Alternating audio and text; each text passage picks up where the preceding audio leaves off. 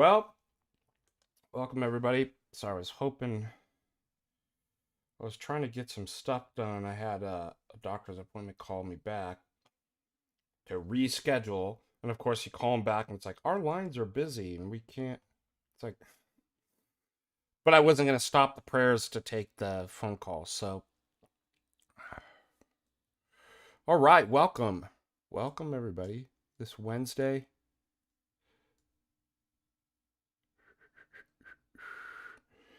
Hold on, let's see. What is going on?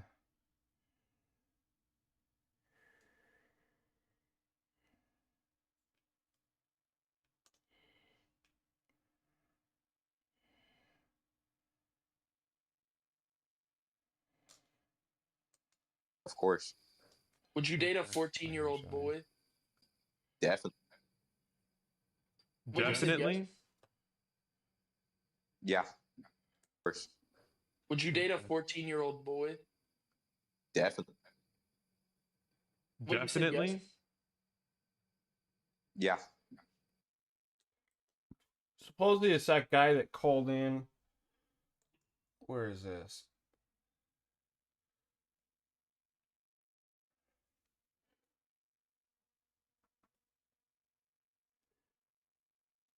That guy that called in on an X Space a couple days ago that spurred out and was like, now he's going all online. His name's Talon. I want to smoke a J. Is admitting he is gay. That's what.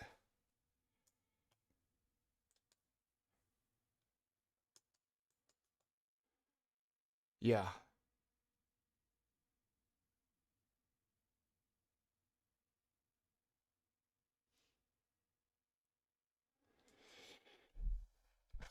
What a spurt. I mean, first of all, I didn't even get his argument that I don't even know, like, neither Jay and I knew the case. But he started off something to the effect of Pope Leo received a deposed bishop prior to the Ecumenical Council authorizing it, therefore papal supremacy in Vatican I, like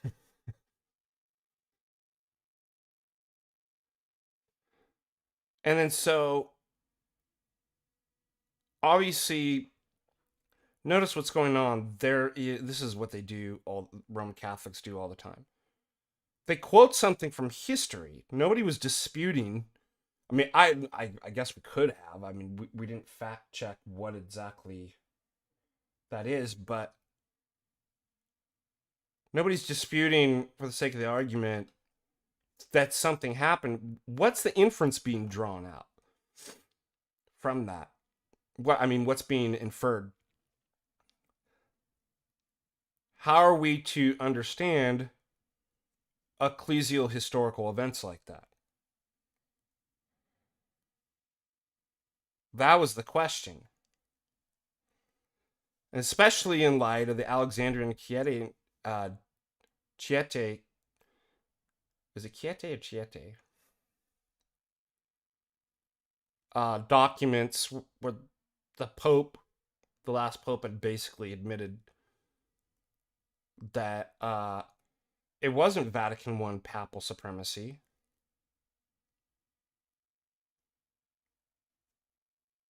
That it was the Orthodox position of synodal conciliarity. So what did the Roman Catholics do? Oh, it's not a papal document. It's not binding.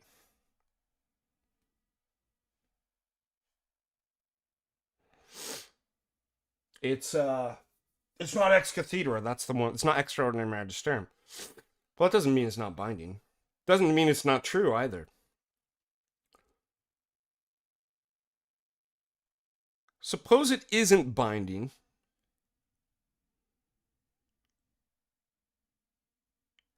Suppose, remember, there's two things that are infallible: extraordinary magisterium, ex cathedra statements, and ordinary universal. Suppose it's neither of those categories. Doesn't it say a lot about a pope actually saying we're wrong about? So it's not just any Roman Catholic being like, well, I don't agree with papal supremacy. It was the pope. So doesn't this lead to, if you're making an epistemic claim, this is how you interpret the historical events, and this is what it means, and this is why the Pope's wrong, even though it says in Dictate Papis, no man can judge the first see. How do we know?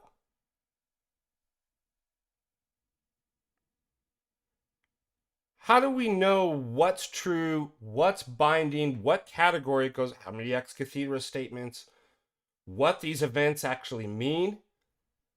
Is it Vatican? What is it, or was it what the last pope said in the Chieti and Alexander? So Jay asked this guy about his epistemology. How do we know? And then he melts down. He has a meltdown and just starts shotgun firing. What? Yeah, I got you. You're a copes. Just hand waves the situation about. Says, I'm not here to debate epistemology. Well, guess what epistemology is? Justifying your claims. So you won because you said, I don't have to justify my claim. And now this kid's like 19. Why is it that with all these people, their apologists are children? Lord of the Flies apologetics. What is going on?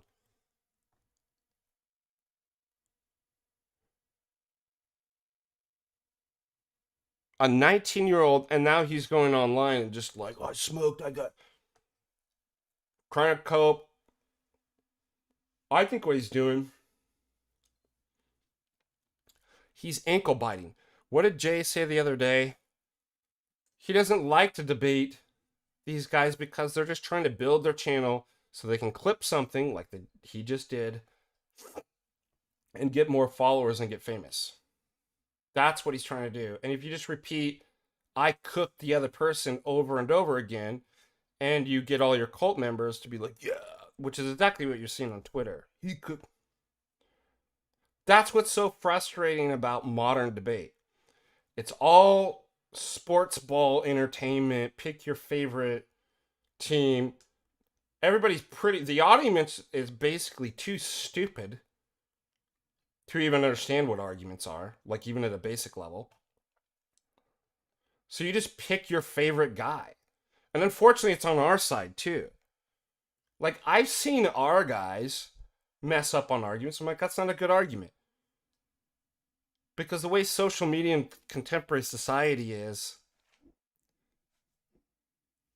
people aren't educated. They're not educated in the classics, the traditional trivium, quadrivium, the classical liberal arts, rhetoric, debate, logic. I'm like, even people on our side have no idea. It's just like, oh yeah, my guy cooked it. And they're like, my guy cooked it. It's just all entertainment. That's why I was making a joke about monster truck debate rallies with like clowns and then WWF wrestlers and a philosophical filth pool. So it's frustrating for somebody like me who's went through formal training, who understands the arguments, whether it's our guys being weak or strong, to just see this. Anyways, I want to talk a little bit about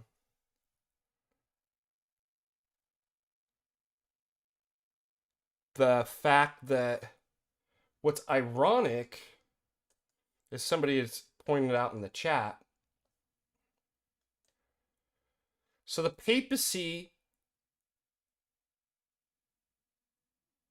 is in the contrary category of Protestantism, as you said, pick and choose. I'm my own authority on. But ironically, this is what's going on with Roman Catholics. They pick their epistemic model or methodology. Well, this is how I know. I use this kind of heuristic. And of course, anything that would defeat my position, I just reject and be like, that's not binding, you see. It's not ex cathedra. Now, I can't tell you what falls into ex cathedra versus also the infallible category of universal normal magisterium, ordinary magisterium, excuse me, versus just ordinary magisterium versus just papal or like I'm gonna call let's say papal publications. That's why Jay was asking, like, how do you know? What's the epistle? Like, what's the methodology? How do you figure this out? Well, you just rely on yourself. So you see the trick? Well, the papism was supposed to get rid of that, I thought. So I don't have to lean on my own understanding to derive individual epistemic heuristic and methodology to sort through all this stuff. I'll just make it super clear. And isn't that interesting? It's the most unclear. And if you ask the question, they have a meltdown. They spurg out, I'm not here to debate epistemology. I'm not here to give a justification. And then say, which you forfeit debate at that point, you lost. And then you if just like a liberal tactic, you yell the loudest that you won, then you win in your mind. And you get enough people to support you.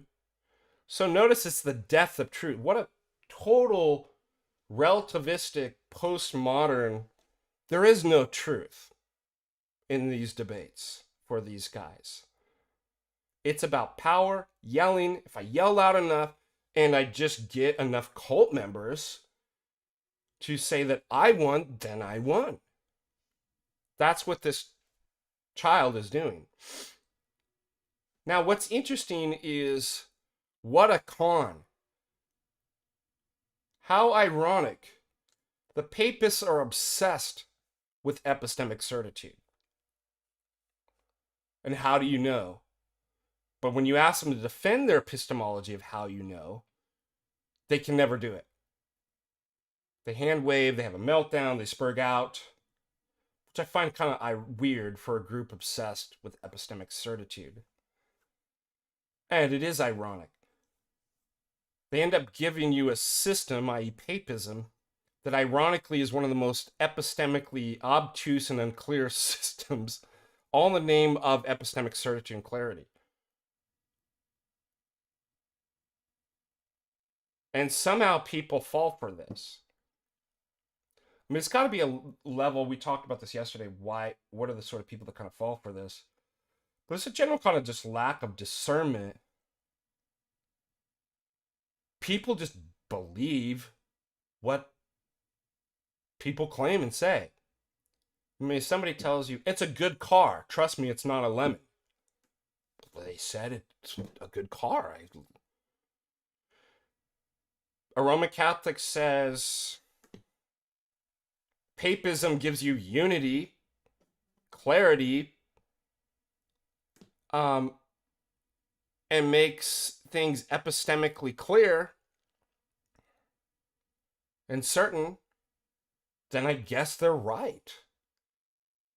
No one questions it. Then you question it, meltdown. Doesn't that show you cannot question the con artist on their principles? They're hiding them. What are your thoughts?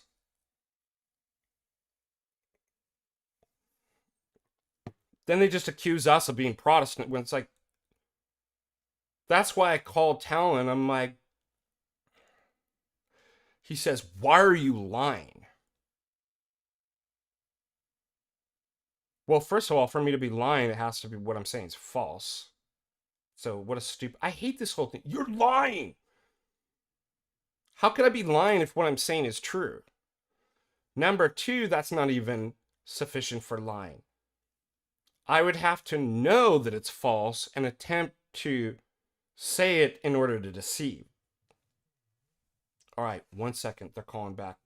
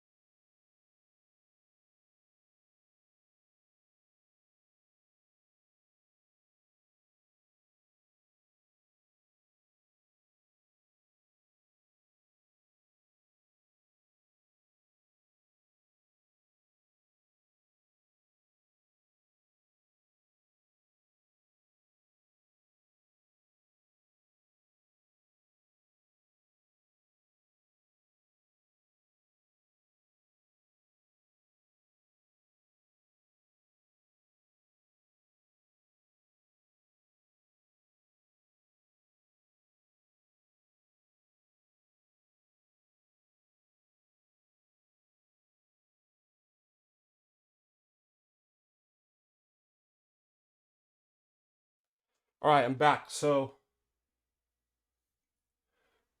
the dermatology appointment, and we had to reschedule a date. So, thank you for your patience. A little intermission break there. What's going on in the chat? Oh, we got a super chat. Yano, I've been really struggling with free will.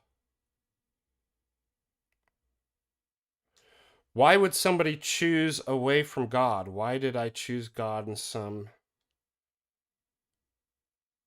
mindset didn't? Well, St. Augustine asked this question in the City of God. And he says it's a category error. So if you're asking, if I gave you an answer because this, notice the word cause means there's a cause for somebody to, there's an efficient cause for somebody to choose moving away from God. But sin is categorically a deficiency. So, which is part of the reason why it doesn't make sense, is there is no cause other than the agent itself, but there's nothing that determines the agent to ask, because it's literally a falling away from, you can't really say there's a reason why they do that in the strictest sense, because it's a privation. Now, of course, what it really has to do with is the will doesn't choose correctly oftentimes because of vice and disorder. And the more vice you choose, so in that loose sense, you can talk about those are obviously reasons. But think about it this way. One of the problems is if I write up, here's the agent. An agent has a will.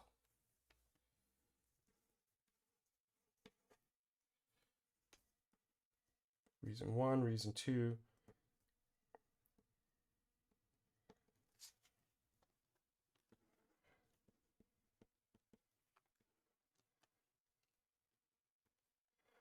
It's the way that you're looking about it and constructing it that doesn't make sense. It's an irrational kind of categorical error. There's two ways that you can look at this. Typically, people think this. Why is it that one...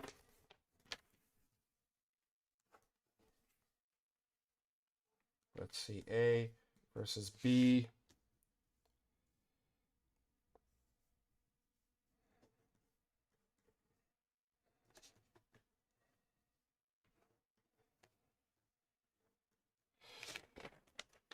The agent, typically this is the wrong way to think about it.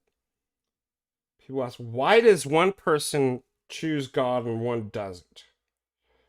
They're looking for a reason that determines that. But the problem is reasons aren't over and above the agent, because then they wouldn't be free will. Does that make sense? This is the better way to view it. The agent has multiple reasons. There's nothing over and above the agent that determines that he acts, because that's the definition of being unconditioned, not determined. However, the agent will always choose a reason, and notice there's multiple reasons to do something. Okay, so you're asking, why does one do this and one? Well, because the agent will is either better or bad. They're able to see the right reason, suppose this is the wrong reason, to choose that. So, in one sense, we could say, well, it's somebody not choosing God is a falling away. So they're really, even though they think this is a good reason, it's not something that actually exists. It's a privation. Does that make sense? The problem is you're conceiving of how and why somebody chooses something incorrectly. And therefore you're making a...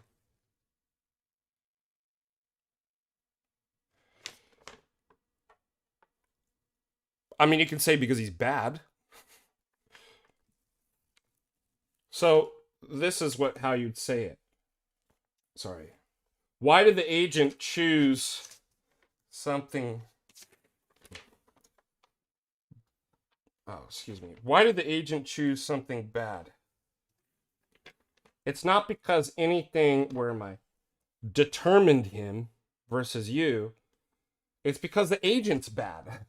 I mean, that's basically like there's something disordered and he chose the wrong. So there is a reason. It's just the wrong reason. Does that make sense?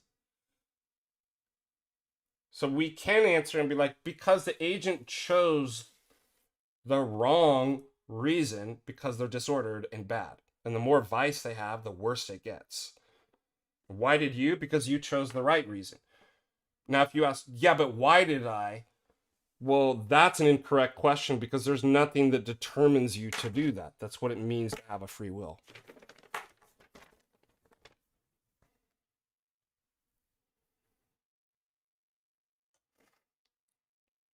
All right, what's going on in the chat? Actually, let me check on super chats. They get priority.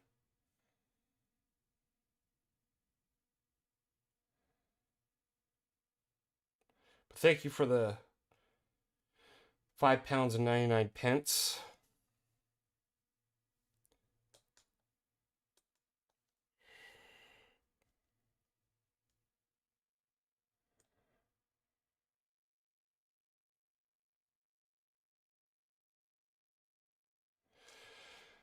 Yeah, it's... My godson struggled with this too. I mean, it's not just my godson, it's any people coming into the church. Like, my godson would, oh, Father, look at this video. And I'm like, don't. It's unfortunate. We live in a fallen world. All of us clergy are imperfect in varying ways and degrees. But people will find something, they're new, and they just don't know all the history and background. And then find out, I have had to tell my godson several times, I'm like, that guy's no good. We've had a lot of problems with. And it's confusing, but like, I don't know what the solution is. Like, there are some bad priests out there, bad clergy that believe unorthodox things, have been involved in scandals, and so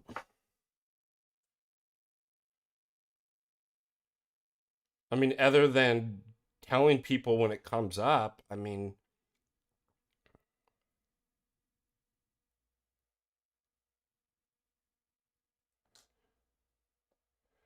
yeah, the guy who said he dated a 14-year-old is 19. That's the guy that said he smoked and cooked Jay. You know what? I've always told you guys never smoke meth.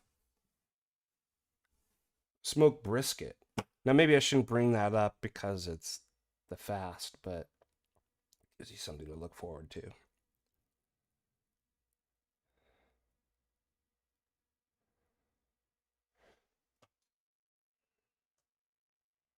All right, moving on.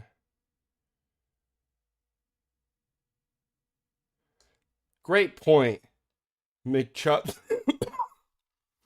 What is Roman Catholicism? What is the epistemic paradigm? The heuristic? Well, obviously only what 19-year-old homos, pedos, laity say are binding.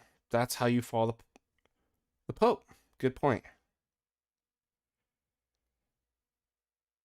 Then, remember what he accused. Watch this. Let's just pull it up. It's ridiculous.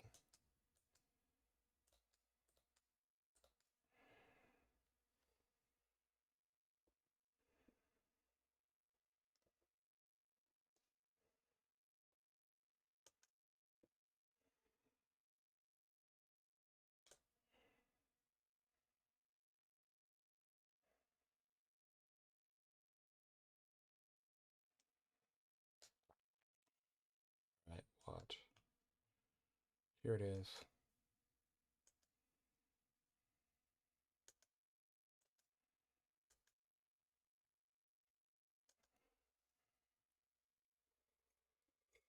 Watch Jay get destroyed. They always clip, right? Clip and edit. Which is exactly...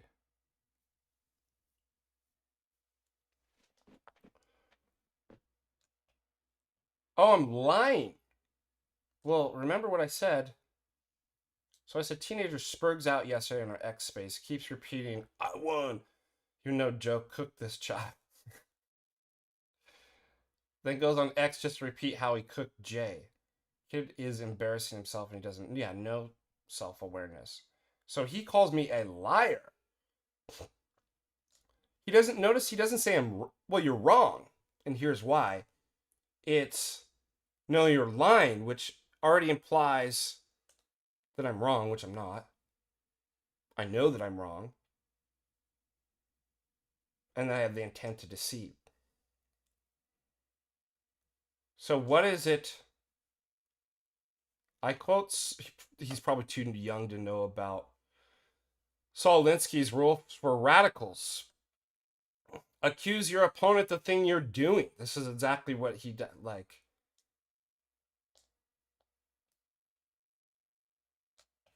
and Saul Alinsky is part of the tribe. So I call him, I'm like, it's kind of Jewish to do that. So he makes fun of me. You sound Jewish. Bro, you're a grown man saying I sound Yikes. Oh, yeah, well, amazing. I can't believe that. A grown man saying something true. Rabbi Saul. What a Talmudic.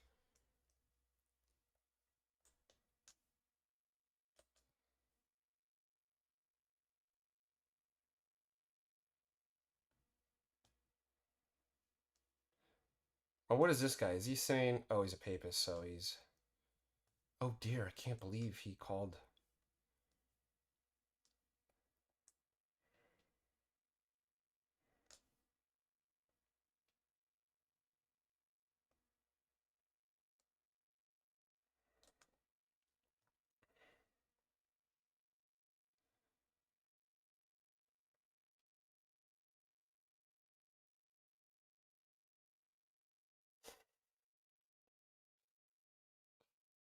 How can you say something true? And this guy's like, you're kvetching though. Exactly. Like, it just, he just double downs and like just shows.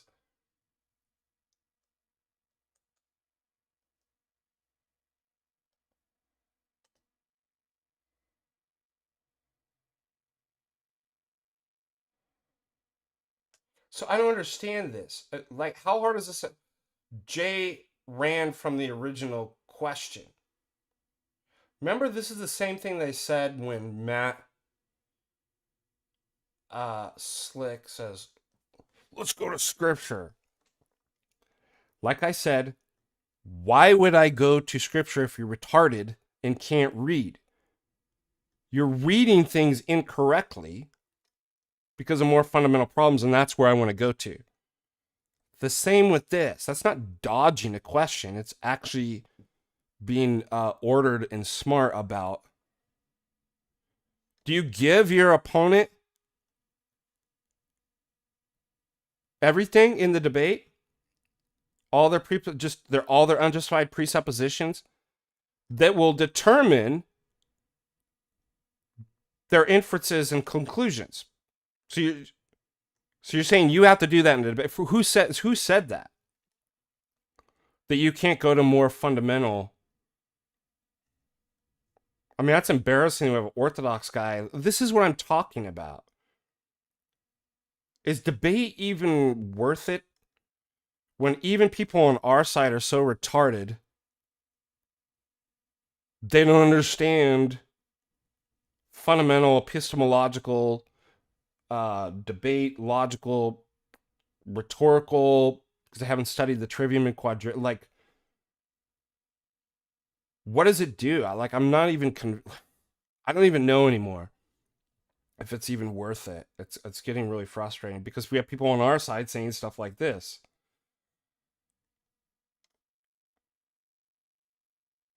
You go to the presuppositions that would determine why they're making an erroneous conclusion, rather than granting your opponent all their unjustified presuppositions so they can make an argument against you. You're basically asking them to justify how you know these things and how you would know that your inference is correct. And they hand wave, they melt. That's not what. Answer the question.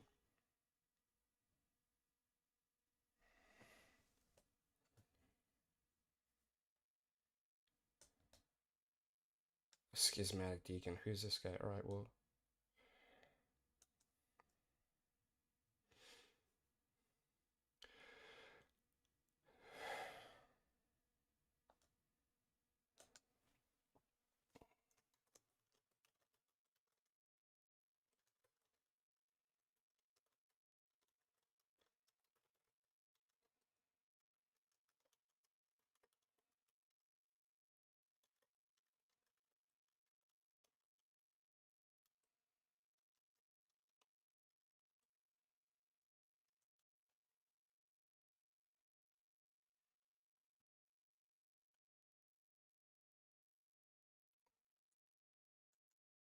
I mean,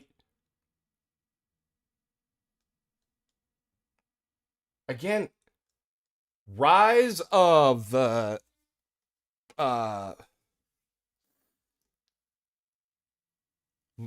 Lord of the Flies theology. We have people playing emotionally underdeveloped man children playing with dollies and putting anime PFP leading apologetics, or is going to tell us. Can you believe that? You lose the argument as soon as you have something stupid. When you have children's toys and cartoons as your identity, your PFP. I mean, how embarrassing. And notice they can't present arguments. They have to just insult.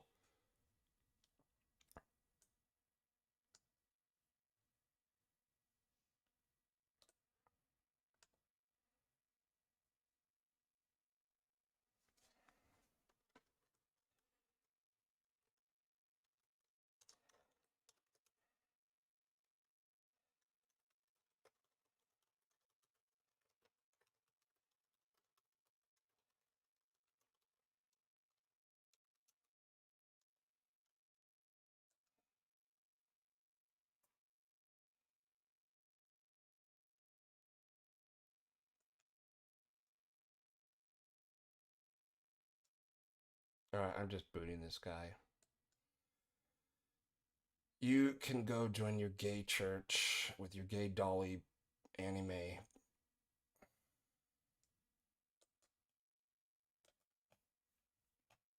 I'm so sick and tired of these people.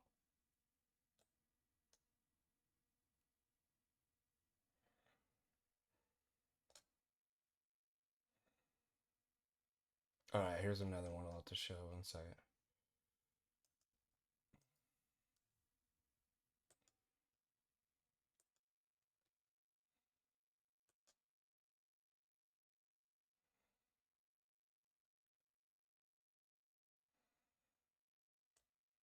Yeah,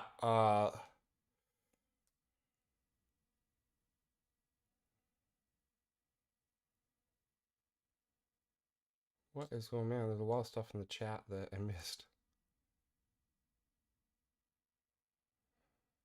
God, no, don't move to London. I can't think of a worse place to move to.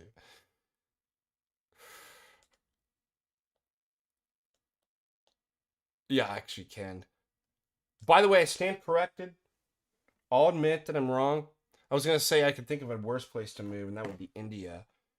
Remember, I'm going to apologize for this. I had said that India, prior to Chalcedon, never produced any saints. I stand corrected. Forgive me.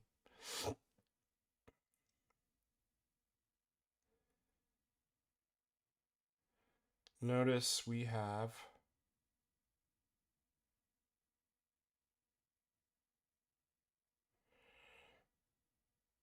17 venerable monk martyrs of India, 4th century.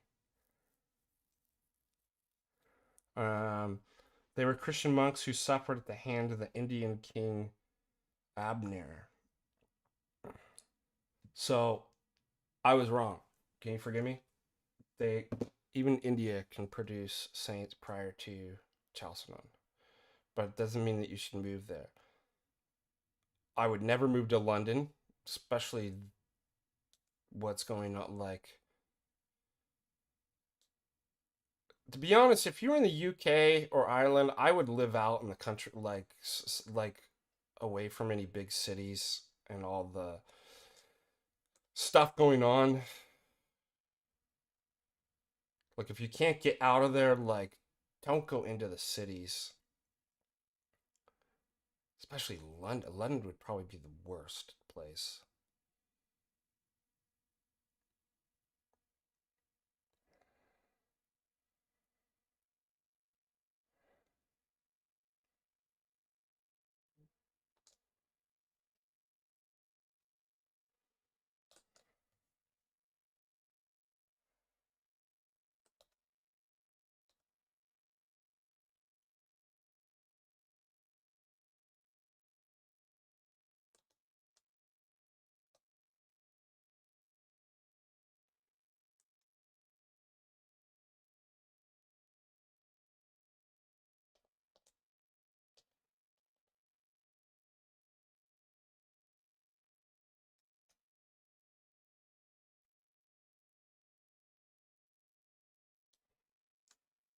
All right, what's the other one that I wanted to show you?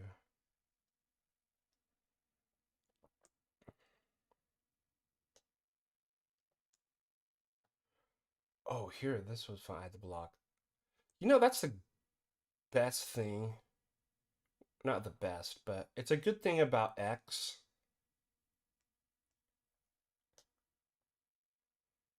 It's somewhat revelatory. It brings in people, it exposes them, and then you can just remove those people from your life. Scripture says have nothing to do with a contentious man. And I think that's a positive aspect of you get people who just come on and say, all right, let's look at, I'm going to show you this guy that came.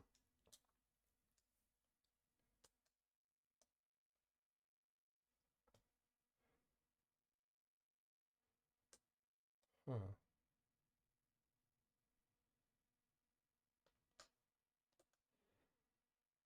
That's weird. Let's see, go back. I wonder if he deleted his post is from account you blocked. Right, but want to see it. Unless he deleted it, I still should be able to see.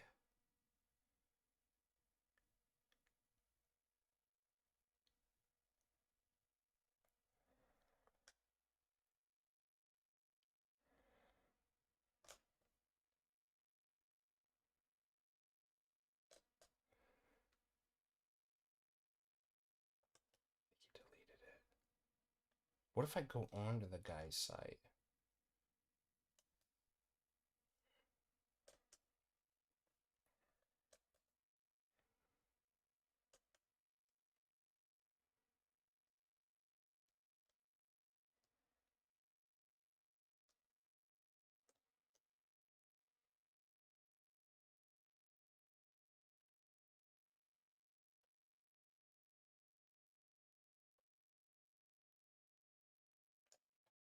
I bet he deleted it because it was just awful.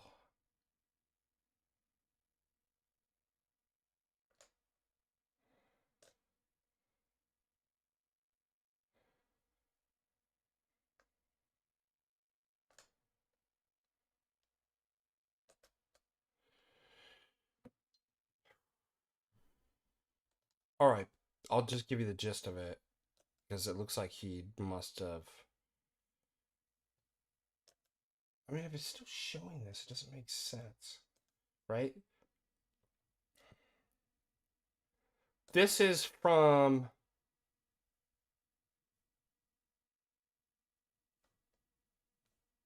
a friend of mine that I grew up with.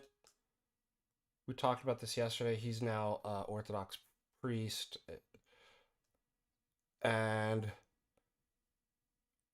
so for all the sola-tards out there, there's one place in the Bible, and only one place, where it does mention faith alone. You put in the search engine here, you see that a person is justified by works and not by faith alone. So some guy comes on here, this guy, Toots Saucy Bot. That sounds pretty gay.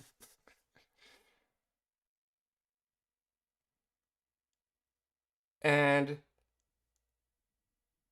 he calls me out as being clergy and using the word tard. Tone polices, semantic gatekeeping. Who says I can't use retarded? Like, it's a fantastic word. That's not even uncharitable. What is the... It's a real... Like, I can't think of a better word.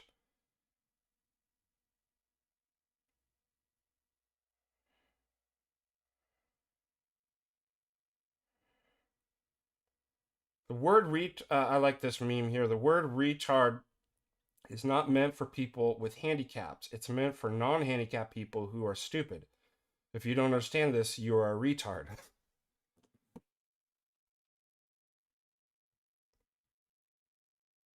So, notice the kind of like society that we live in. You can't say anybody's wrong because that's mean. That's not nice. Well, nice isn't a virtue.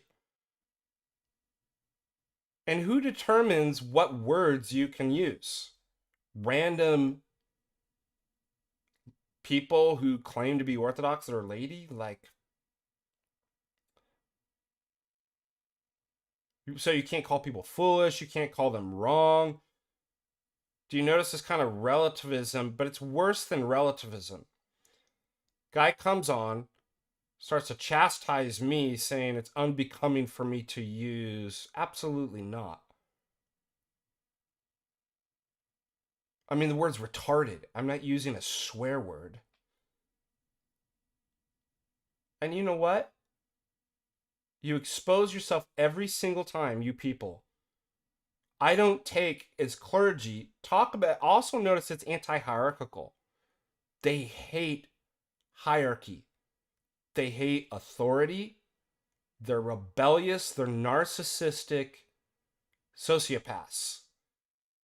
They will manipulate and use language. And they're like, again, that's the Saul Alinsky tactic, accuse you of the thing that they're actually doing.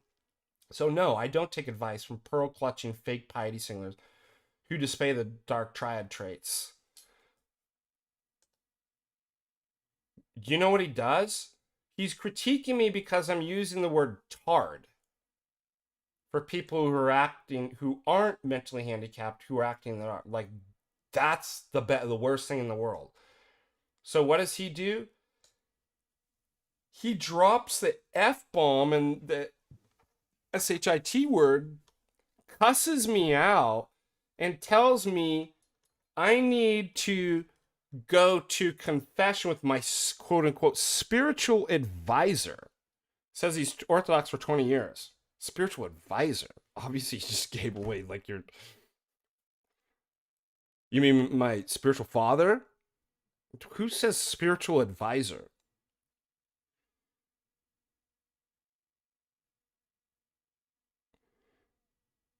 Do you know, like, notice these people come on with J's too. Jay, you're so mean and your language is so unchristian, you effing blah blah blankety blank beep beep. And it's like there it is. There's the demon. I told you. Who falls for this? Anybody that's tone policing and semantic gatekeeping while saying, thank God I don't effing use effing bad language.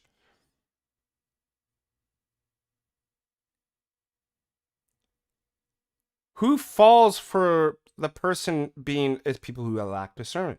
Oh, but if he said he was nice and you know, never use an offensive word, and all you have to do is talk to them for a few minutes and it comes out and be like, they're liars, they're deceivers, they're manipulators, they're BSers. They have the dark triad traits. Don't believe people when they say, when they're pearl clutching and saying, oh, that's so unchristian too. I'll let my spiritual father tell me that, and my priest. They don't tell me you can never use the word retarded to people who are acting that way. Never heard that. They've never told me, Deacon, you need to be nice, because nice isn't a virtue. They support my work. Isn't that funny? We had a guy on, came after Jay the other day. Pearl clutching, you're not Christian, your behavior, and then within the next couple minutes, screaming and using the F word against.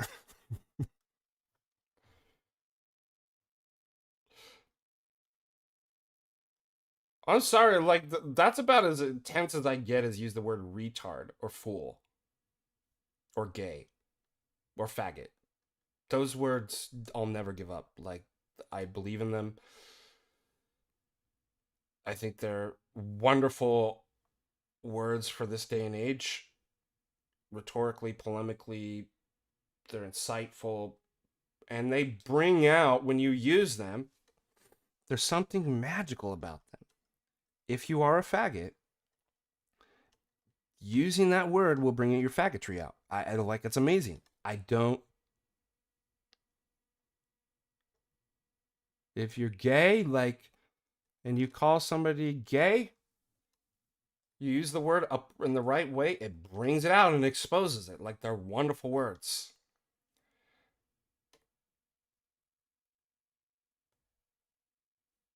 They're far more tame than what exactly the apostles, the church fathers, and bishops have used before. Like, so I don't know, because they hate us. Oh, I'll get them. It's an attempt to manipulate, emotionally manipulate. I hate you. I hate everything that you stand for. And I'm going to use your words. This is the same people that clip stuff to manipulate you and destroy you because I'm full of hate. While claiming to be Christian, thank God I'm not like you. That's what's going on.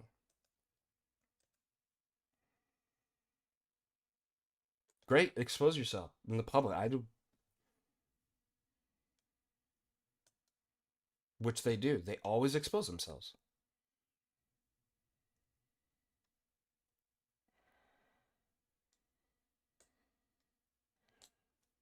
And again, if we ever do a review stream on my state certified psychological eval that I had to have before I was went to seminary and get ordained. Actually, I was in seminary at the time when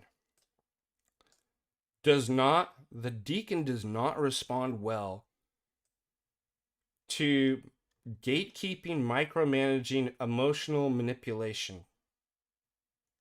Yeah, that's. However, your hate makes me stronger. Keep it up. Like, I'll just turn it back. I'll use the Perseus thing to turn back on you and expose in a mirror that you get to see and for the public. And you'll destroy yourself by your own Saul Alinsky tactics. That you're accusing me of the thing that you are doing. I just put it back and let you see in the public.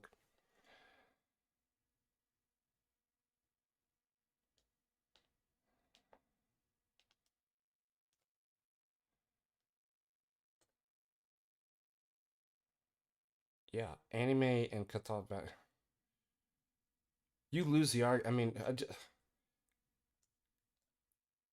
I can't believe people literally make their PFPs and children anime.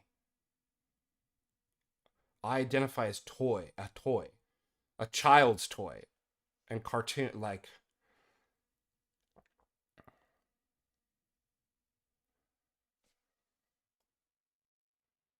It's disgusting.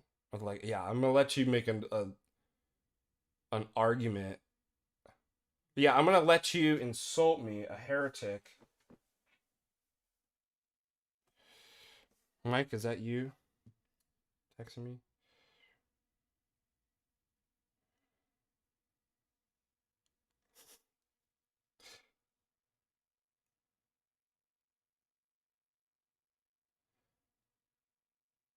Mike, what's the AI program that you use to make those?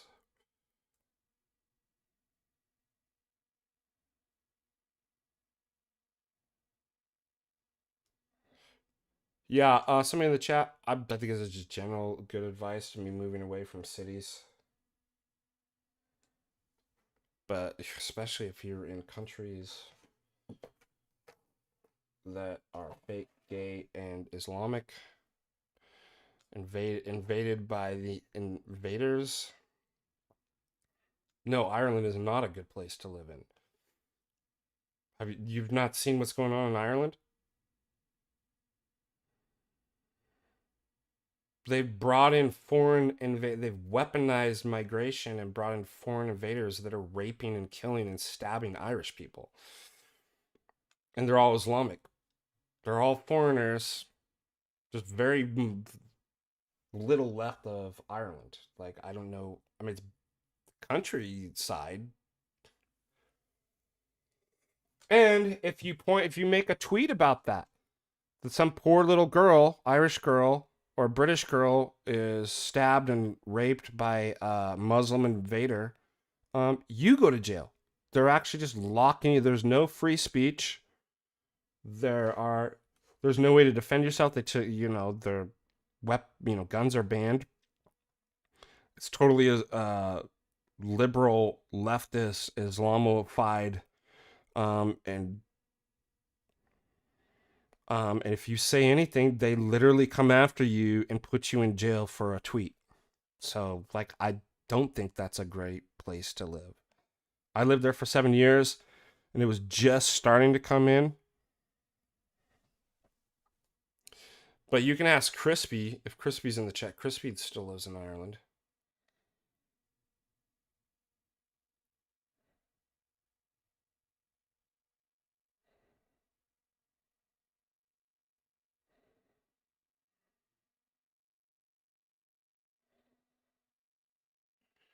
Yeah, you want to watch a cartoon once in a while?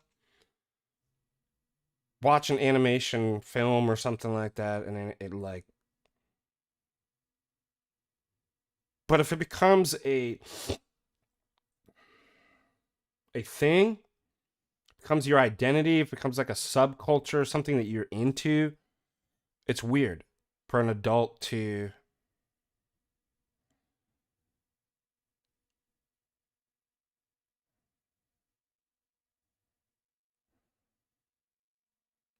I'm just thinking of all the good priests. Like, I work with Father Russell, Father Andrew. If you think I'm so mean and have conduct unbecoming of my office, what do you think they who are much greater than I am would say if a parishioner, no, let's say not a parishioner, somebody comes in who's not a parishioner in front of the parishioners and says that those things in front of the priest, in public, in front of. I've heard Father Russell go straight to somebody's face and be like, "You are not a man of integrity." Father Andrew even more like, he would, the stuff that he would say would blow your mind. Like he'll call it out.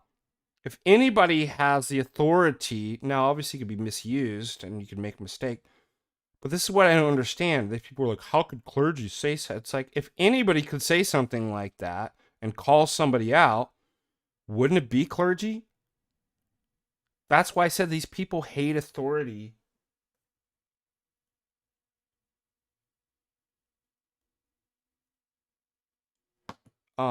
And hierarchy. They hate orthodoxy while claiming to be, I've been Orthodox for 20 years. Just to ask my spiritual financial advisor. Like, all right, get out of here.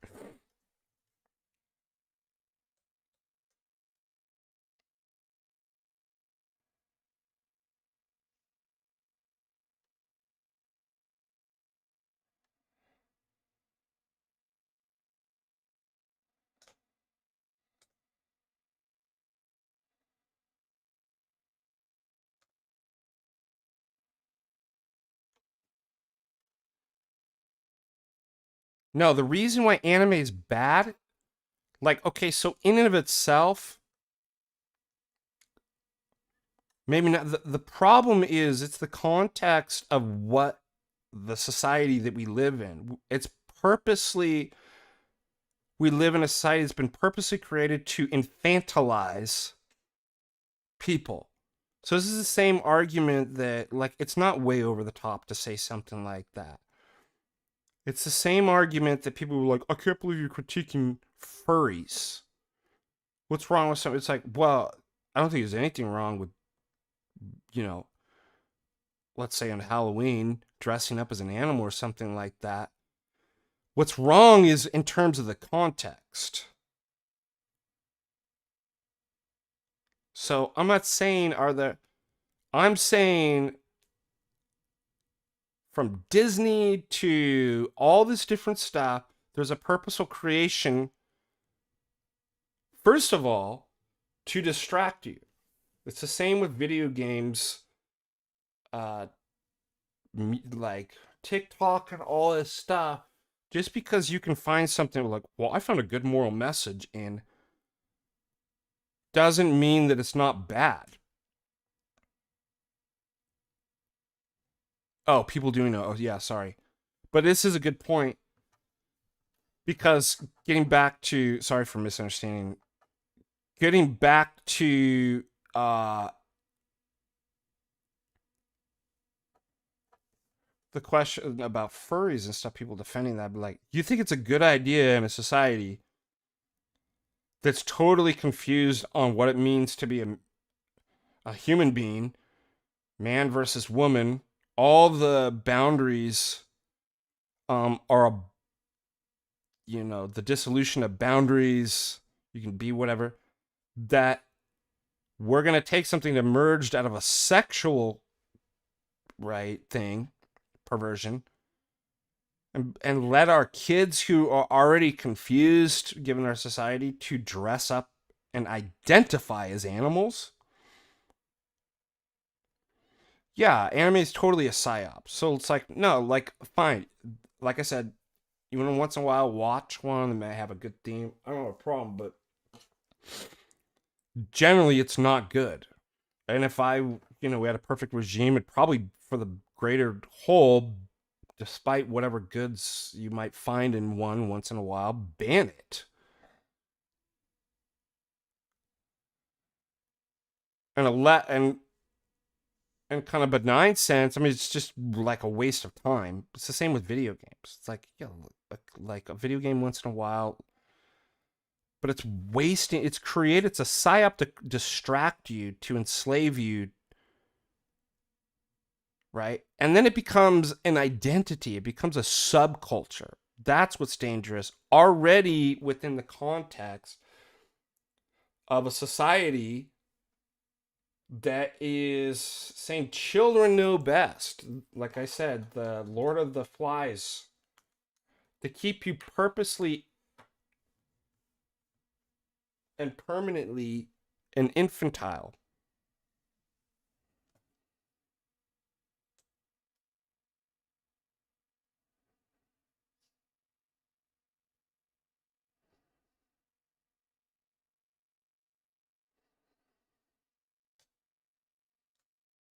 But I mean, it's just crazy to me that like you put your profile picture as any like this kind of like I'm identified like,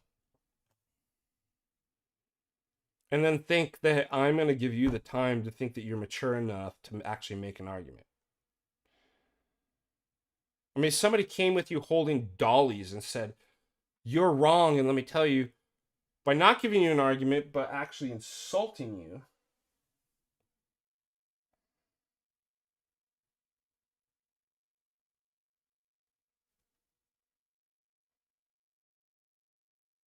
Oh, it's a professor. Hold on, what is he sending me? We had a cool talk with the other philosophy professor yesterday. I really like him. I'd be like, let a child holding dollies and a pacifier in the mouth make an art insult me.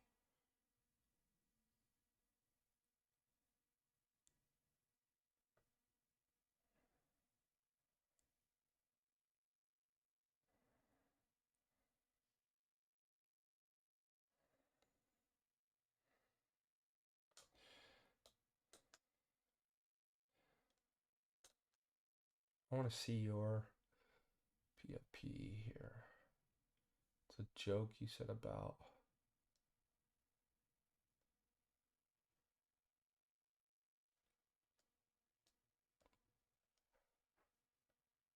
Oh, Jim Bob's going live at the same time as me. Shocker.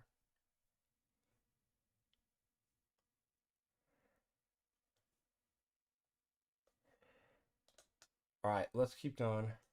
Let me see if we have any super chats. They get priority.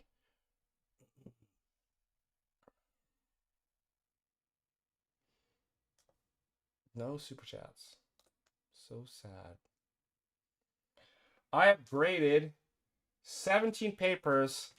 I have 6 more to go today. Let's see. Today we're going to grade the 6 papers left. I would never do that to you.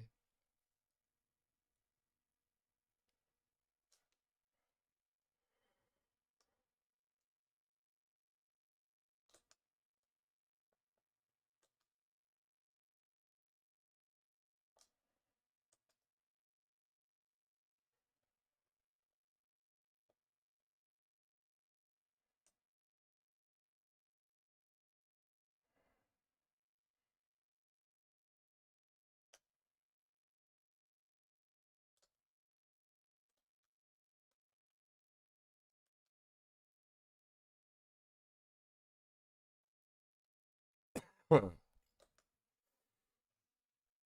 right. There was one other one. Oh, shit.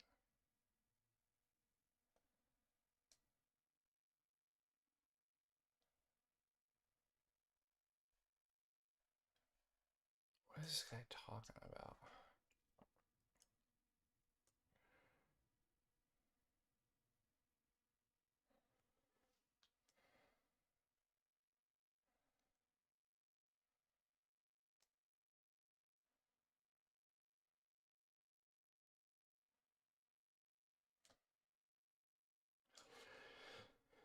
Oh, it's amazing people trying to defend the papacy. I just. Oh. By the way, I feel better. The sore throat's gone. It was going down into my...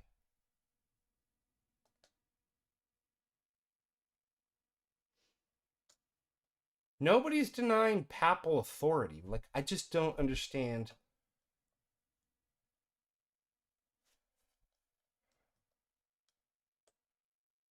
The inference was papal supremacy from... So the Pope supposedly received a deposed bishop prior to a council, an ecumenical council, and therefore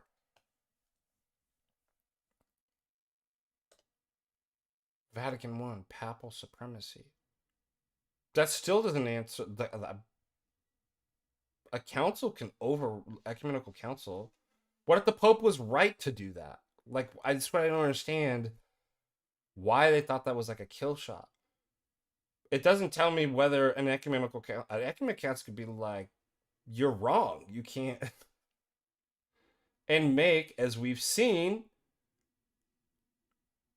the papacy submit to ecumenical councils. We've seen that. So I mean, it's just stupid.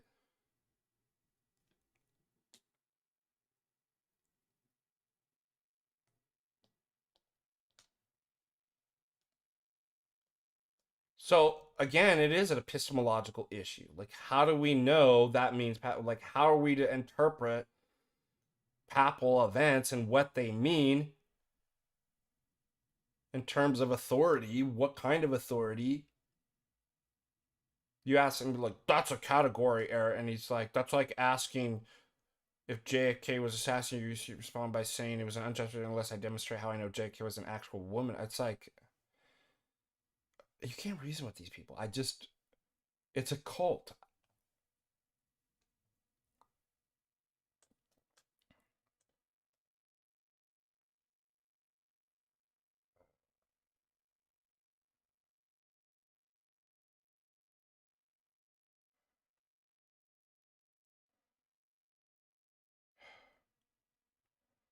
Oh, here, this one's funny. This is what I wanted to show you. Okay, so, see, I don't get this. Don't get it. A lot of things I don't get. See, I'm not all-knowing.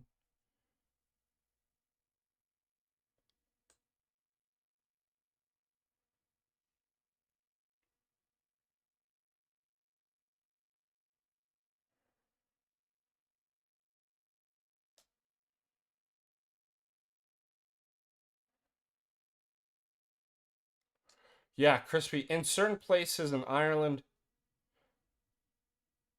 I'd even say probably Dublin. There's obviously you stay out of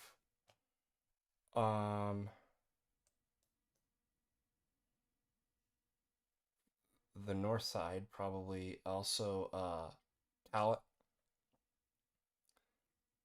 and from what I've seen, city center is like disgusting.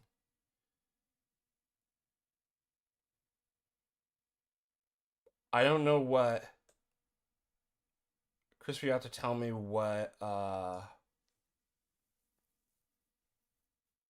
Galway and Cork and different places are like.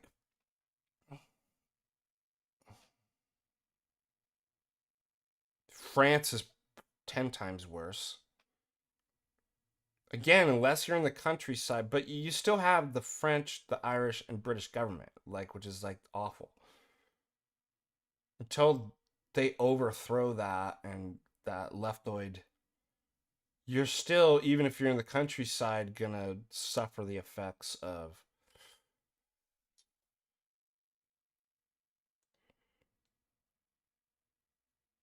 Yeah, France is full of French people. No, it's actually not. That's the problem.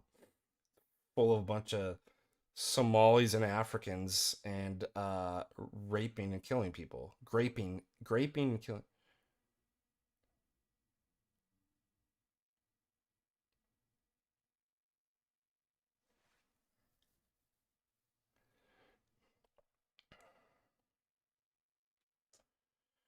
5 Canadian from Constantine. Do you have a video on St. Augustine's Confessions? No, that's a great. That would be cool to do that. Like thank you for that. Thank you for the super chat. And we've got €10 from Rutiek Sarah. Father, thank you for everything you do. Glory to God. Glory to God indeed.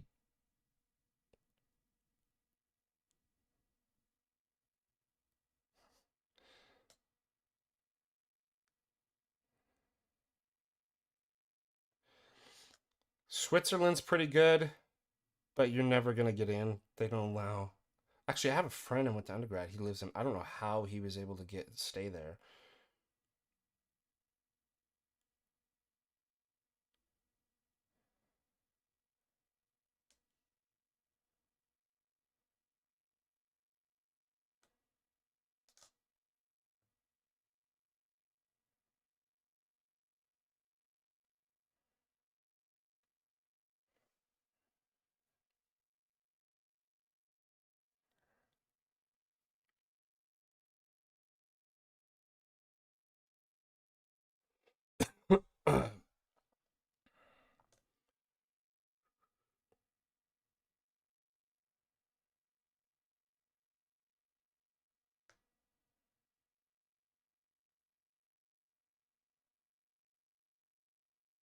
Yeah, Jim Bob's stealing my audience. 42 viewers. All right, let's go to. This one's pretty funny. So on the sola faith alone argument meme, this guy jumps in. This is the oldest tweet I've ever seen. Boomer conserves from 20 years ago. The shallowest apologetics material.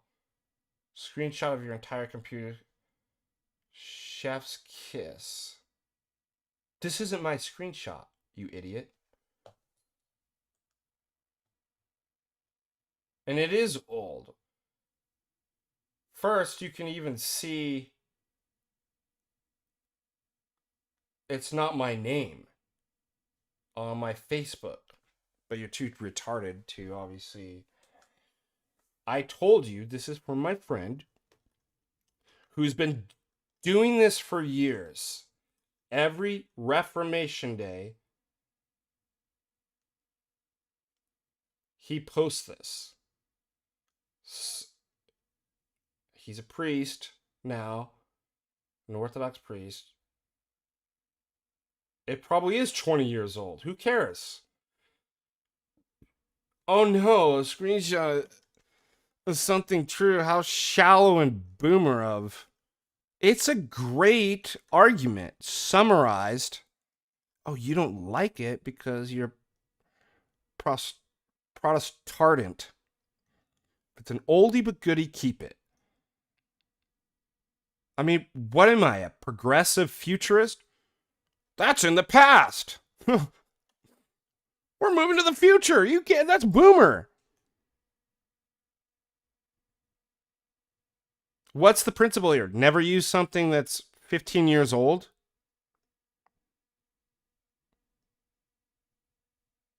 Oh, he's not a fan of lazy apologetics. He's a panpsychist in the Catholic Jeez, dude. You mean you're retarded? If you're screenshotting saying crop out all the irrelevant. It's not mine, you moron. Why are you gay? Rest in peace. So that was another funny one.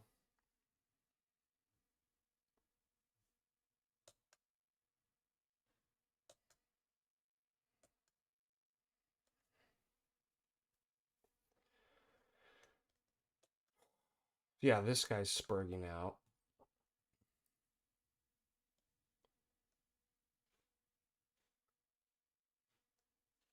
What the heck am I even looking at?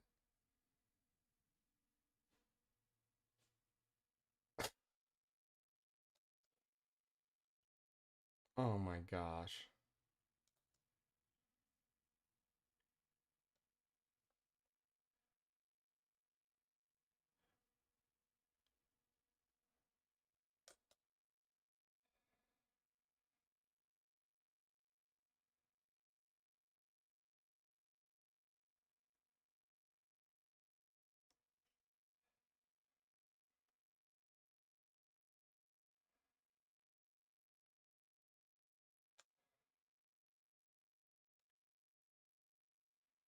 Okay, so to this day he doesn't understand.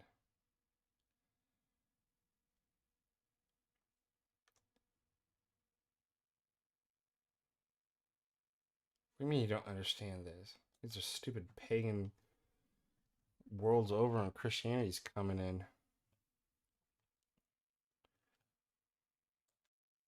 Alright, what is going on in the chat?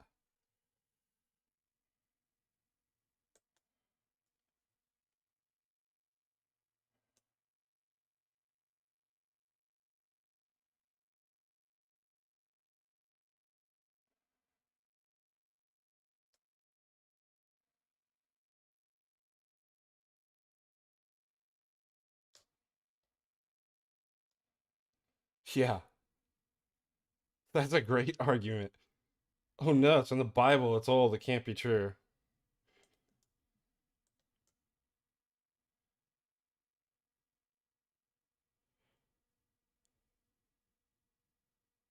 Alright, other questions?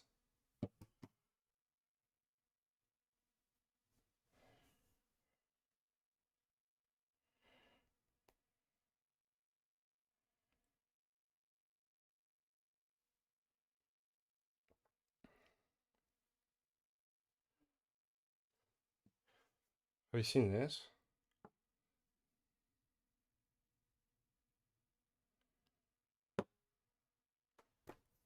Orthodoxy and Catholicism. What are the differences? One is gay, one is not.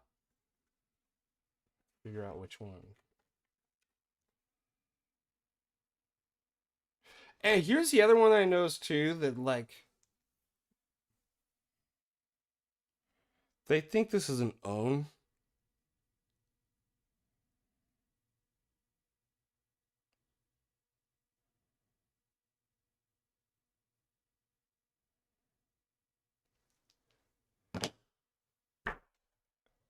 If there's a common problem and a good argument that gets passed around, namely your church is gay, they're celebrating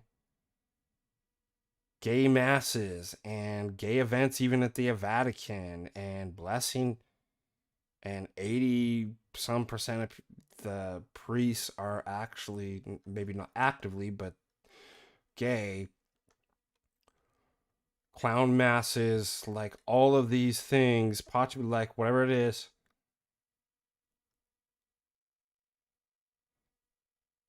I say, watch this. They won't address it. They'll just. It's like, that's an issue. Like, it's not an own on us to be like, bet they're gonna start saying clown mass and gay. It's like, yeah, like why? I don't get why. If that's an issue, so all they can do is just make fun that we're gonna bring that up.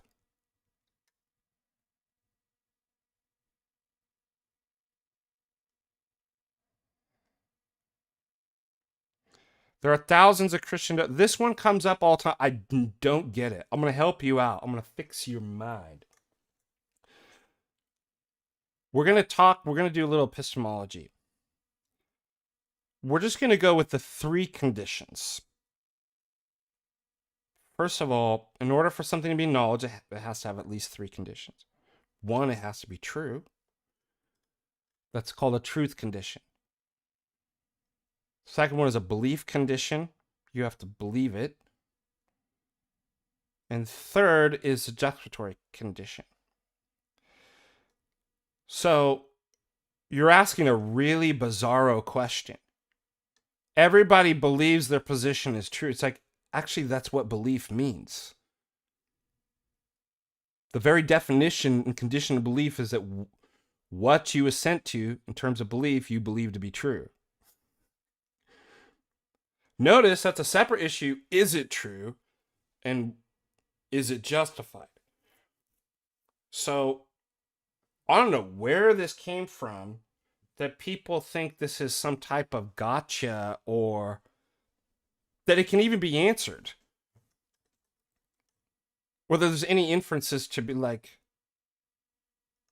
when you believe something, you believe it to be true. There's nobody that believes that their position is false and truly believes that.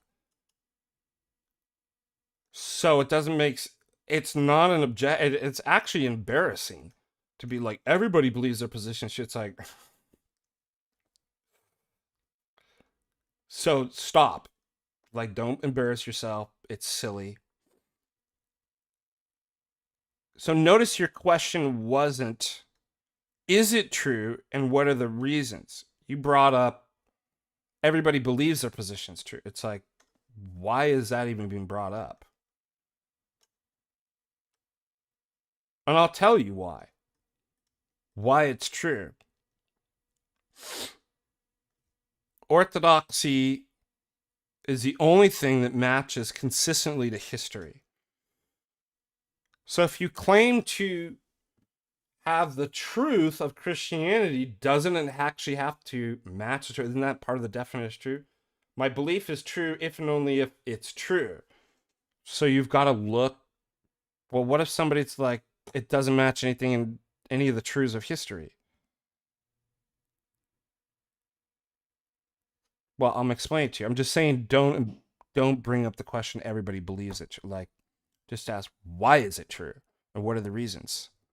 Is it true and why is it true?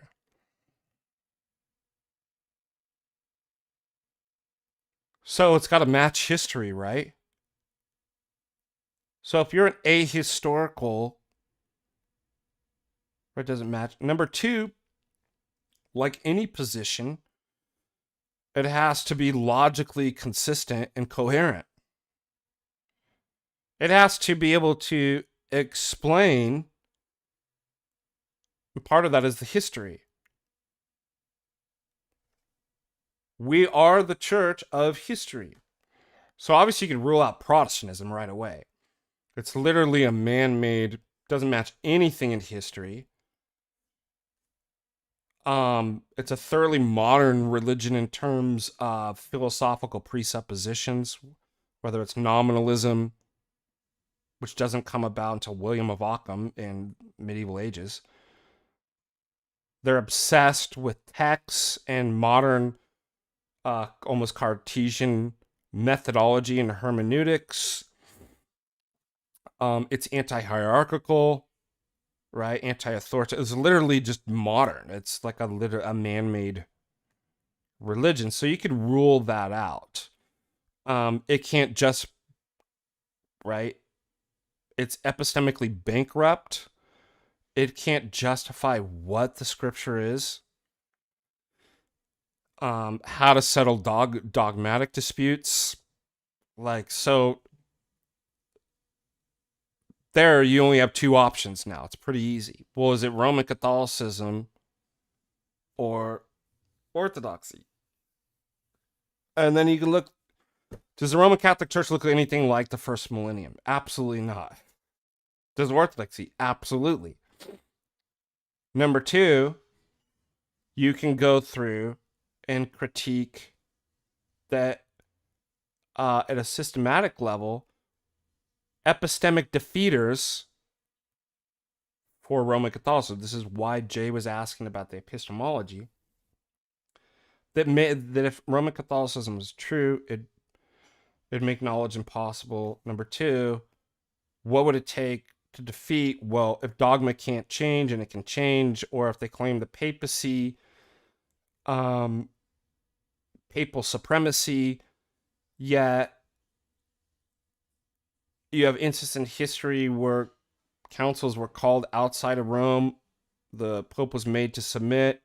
You have a mindset of that wasn't papal supremacy that you find, like, it's refuted. If they change on faith and morals, things that can't change, which we have, we just go through. So it's pretty easy. That leaves one. And the one is historically continuous. There's a continuity with history. It explains the appearances.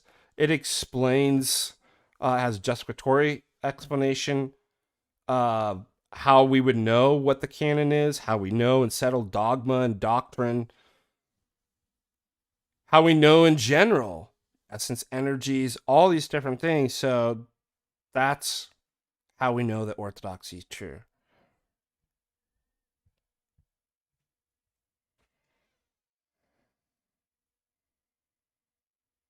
That's a good one. I'm a secondhand vegan. I eat animals, I eat plants. Good one. I like it.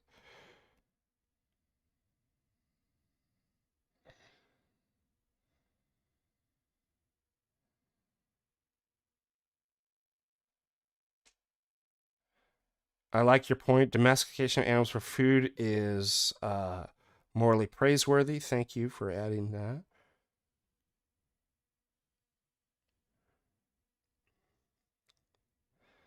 Eating meat and domesticating animals for food is a virtue. I agree. Yeah.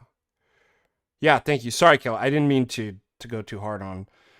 Sometimes, forgive me if I do this, and I'm wrong about a lot of stuff.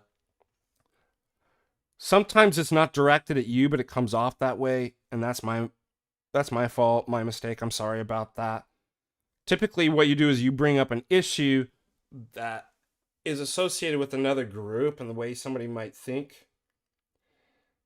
And I'm critiquing that, but I lumped you in there. So can you forgive me for that? I'm sorry. I didn't mean to do that. And I might be very passionate about. I'm banned. I'm banned for making mistakes on my own channel.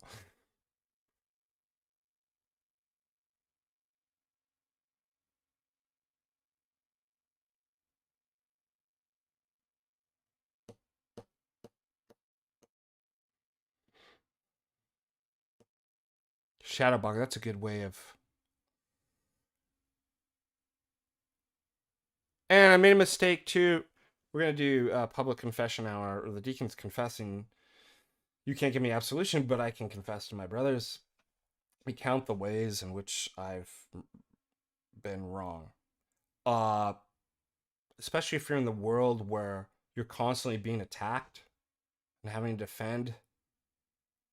Imagine being in a room and everybody's like, you're wrong, you're wrong, you're wrong, right? Bring out the ginger cheese. By the way, this is a ginger tea. It's awesome. Really like it. It felt so good in my throat. Which I feel myself getting better. Thank God. I thought it was going down last night. It was going down in my lungs. I was like, oh no. Woke up this morning and I was like, it's not. I can feel a little congestion here, but glory to God. Anyway, so I'm not making an excuse for my behavior, so forgive me if I did go out of if I go out of line sometimes. I'm just explaining how it's easy to fall into that. If everybody in the room's like, you're wrong, right? And then somebody's like, hey, so you're gonna order that sandwich? Like, you're wrong too, and be like, like everybody's attacking you, and you're ever like debate and defend, and then somebody just comes in with like, it's really easy to be like, I'm sorry, I didn't mean to. You're just asking me if I want to order a sandwich. That happens a lot too. That we can. You're in the midst of being attacked and in debates and stuff like that, and then somebody comes in, and part of the problem too is it's hard to kind of read somebody just through text. And so I'll admit I've misinterpreted the situation with somebody's writing before, and like we did like earlier in the stream where I was like, I thought you were defending Nant and I was overboard, right? So forgive me. I'm willing to admit when I'm wrong. Yeah, Rome is evil. Like, I don't think everybody who's in the Roman Catholic Church is like. I think it's really good people. I'm talking to, I work at a Roman Catholic college. Like, they're really good people. And by the way, they never make these stupid arguments too.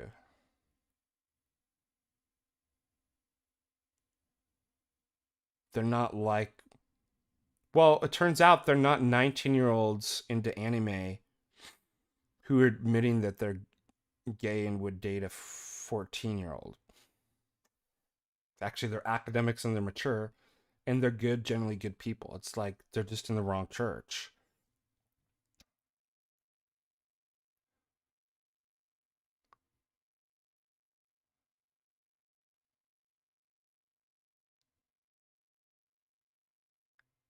Yeah, you're despite that. And, even talk with the other there are still elements, and because it's connected to traditions just departed, that, like any philosopher too, like there's nobody up there, any of the thinkers that are 100% wrong about 100% of things. Like there's still stuff that I would agree with in Roman Catholicism, as in Protestant. I'd be like, yeah. No, I would just say that's Orthodox. I always used to say it to my parents. My parents would say something that was really good and true, and I'd be like, that's very Orthodox, you Mom. That's the Orthodox thing to say. So there's still orthodoxy in many things, including Protestantism and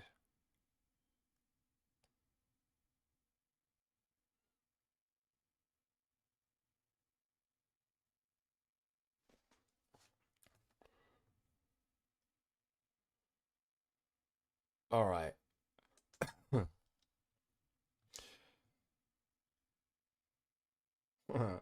Should I tell you something?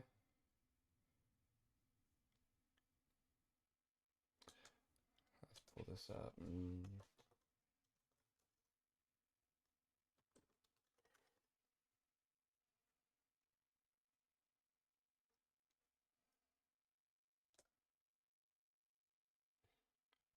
By the way, another confession. It's really hard for me.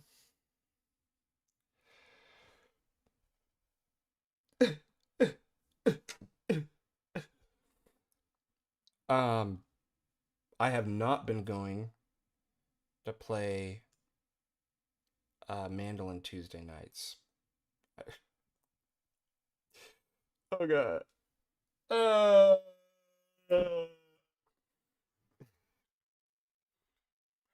um,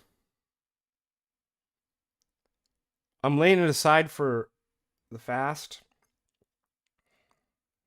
Not because I think that I have a problem with playing mandolin. I can stop anytime I want. What are you talking? All right, so what? I have a hard day at work and I want to come back and play the mandolin. So shoot me. Doesn't mean I'm addicted to mandolin playing.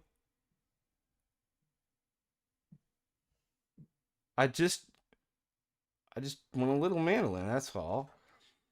No,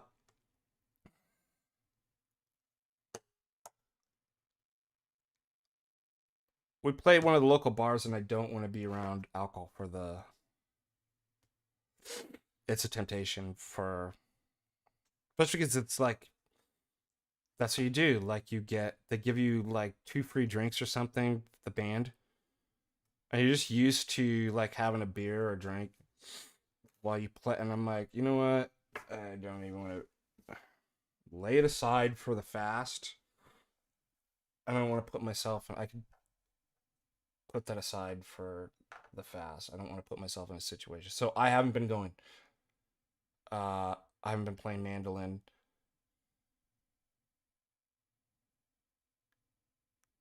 Mandolin's a gateway. Nobody ever says they want to play mandolin when they grow up.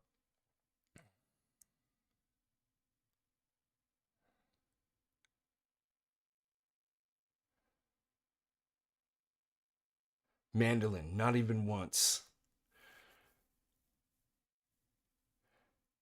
Plus, I'm trying to wrap up grading. Like, I have plenty of work to do. Like, I don't just put it away for a little while. It's all right.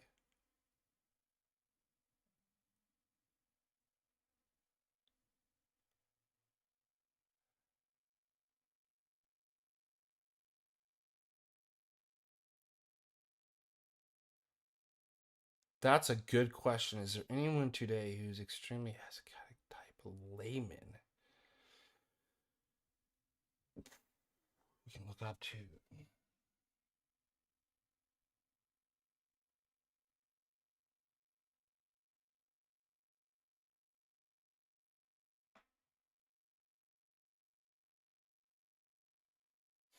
I'll have to think about that.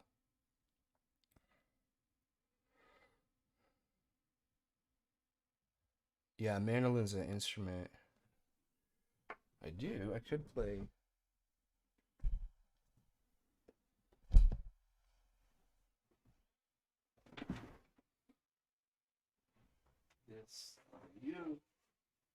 watch, it's out of tune, I guarantee it.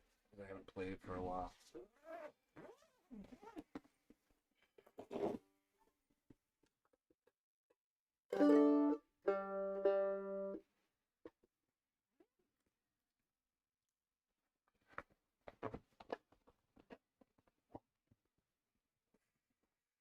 I'm going to switch out my screens.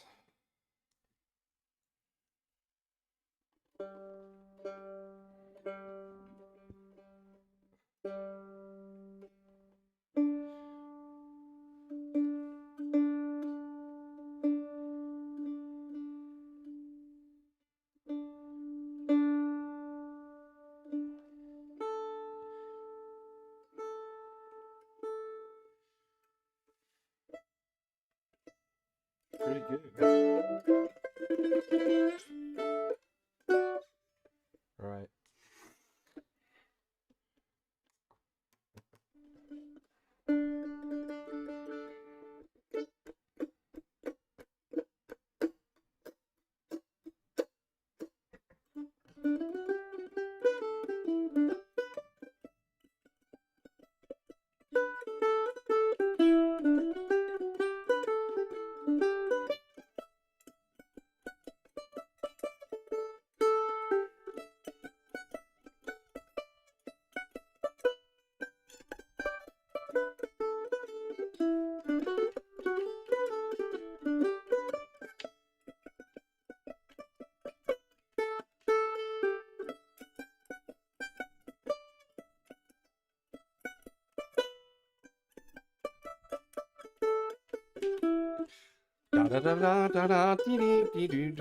You stole me lucky charms. Something.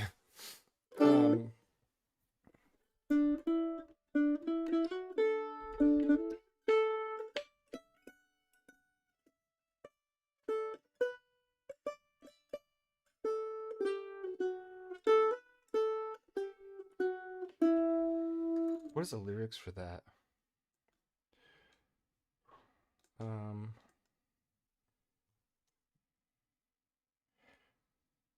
Tennessee Waltz.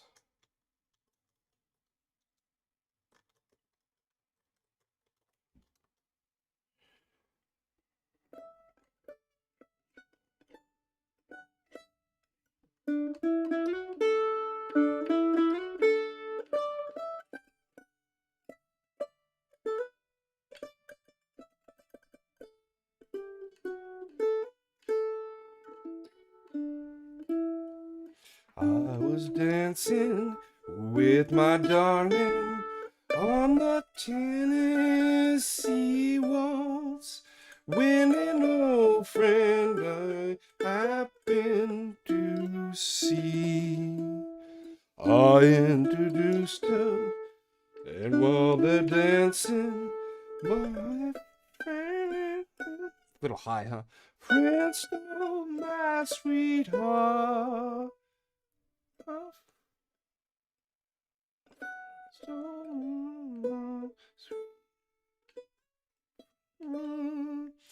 I remember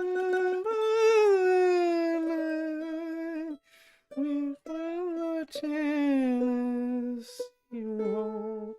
Now I know how much I have lost. I was down. You know what's gonna happen? I'm gonna get dinged for. I just realized if I sing.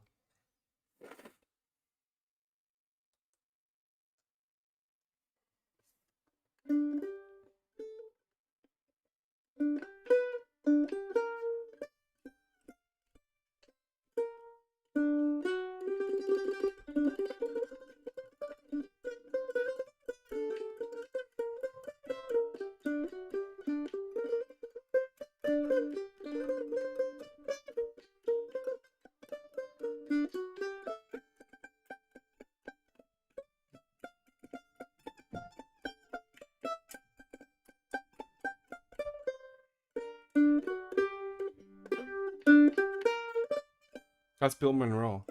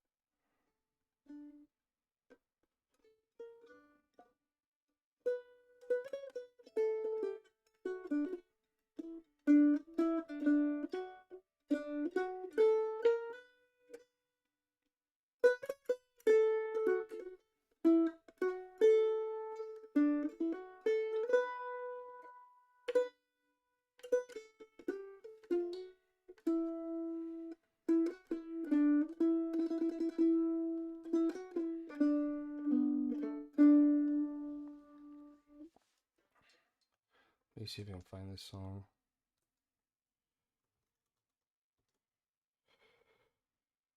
Elk Grove.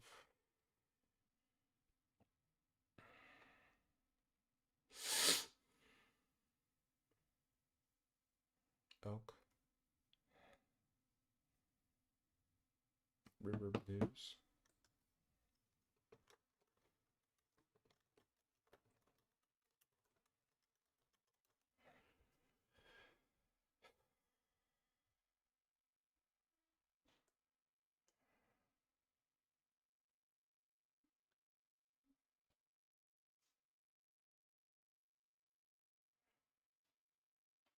Who plays this song? I like this.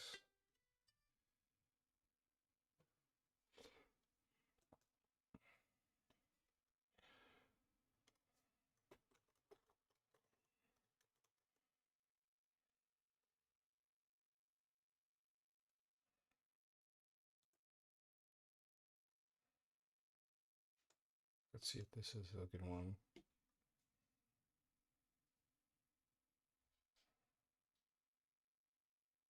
Throw it as hard as you want. Go on. Watching it zip away feels like it might just keep going, right? Nope, here it comes. Yeah,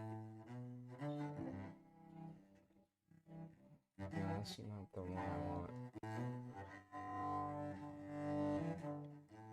That's... Alright, let's find a good...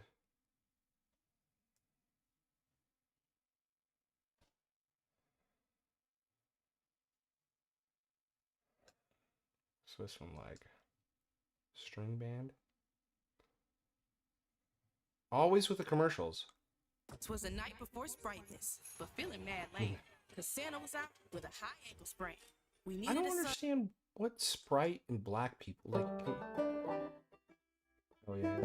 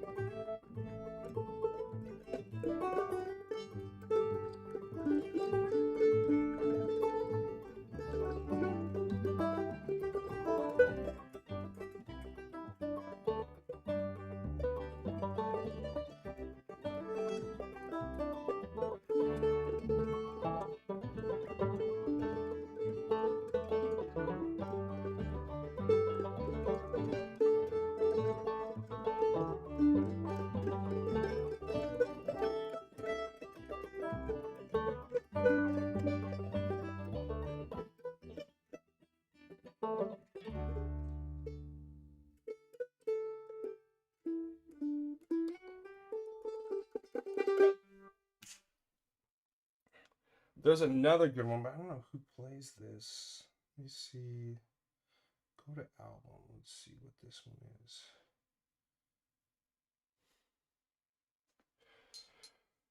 All right.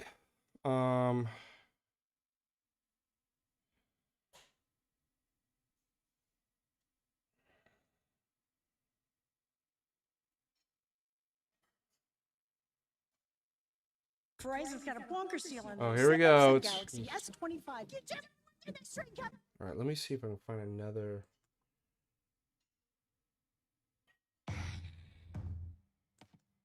The day has come. So frustrating to find.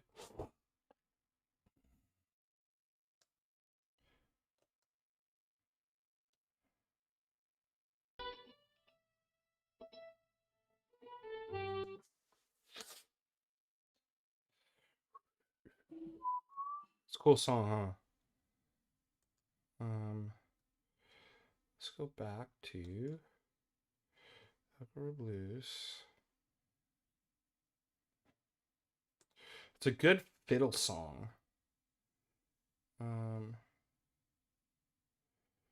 What does this one sound like? With a commercial. There we go. Bringing out special guests is something that I really enjoy. There's something that Oh, happens Temperance between- Reel is cool too.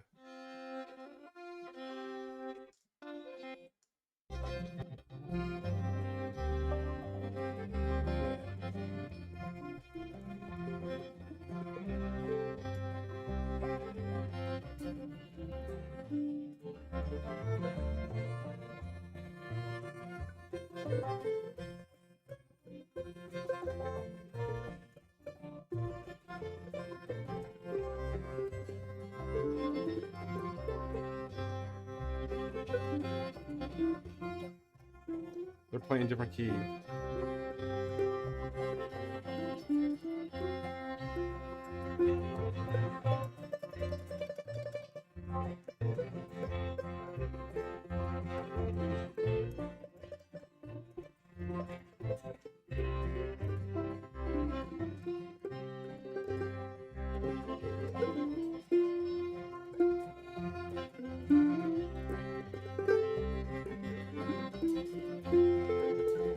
I've got it bad, got it bad in sucker blue. I'm going home, putting on my traveling shoes. I'm going back to where she resides. I know she'll cure my hunger. So there's lyrics to it. I didn't even know.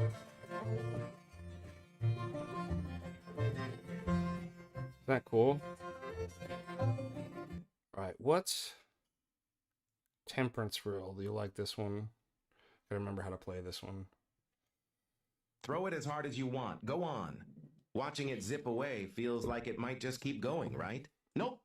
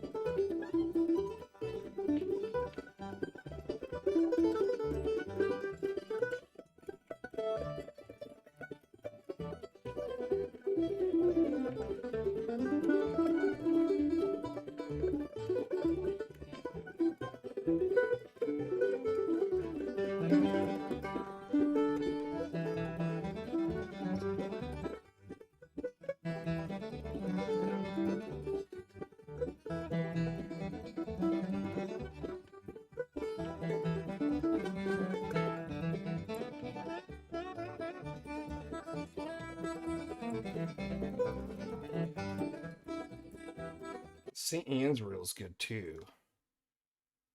How St. Anne's Road goes go. Throw it as hard as you want. Go on. Oh, Quench Watching it Mountain zip away backstab. feels like it might just keep going, right? Good. Nope.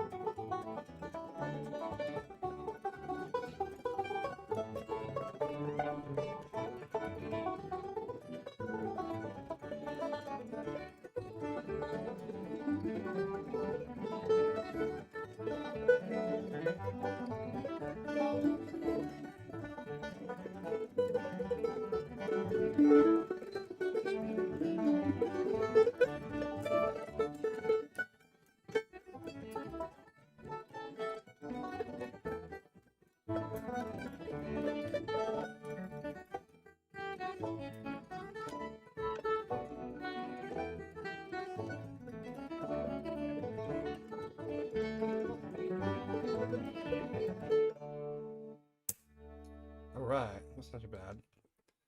Not too bad. What are you guys doing in the chat?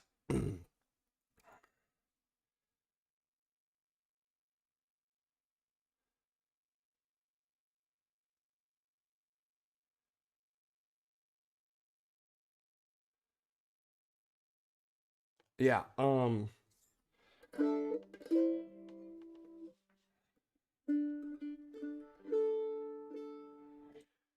here's a good. I like playing. I'm about to cut all this stuff out because I'm gonna get dinged, but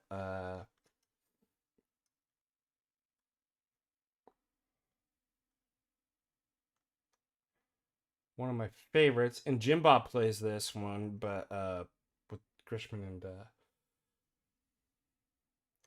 Shady Grove.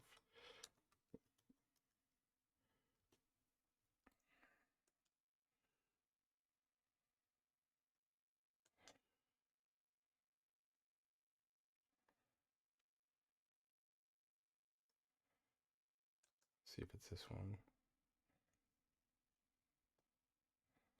Throw it as hard as you want. Go on. Watching it zip away feels like it might just keep going, right? Nope. Here. Peaches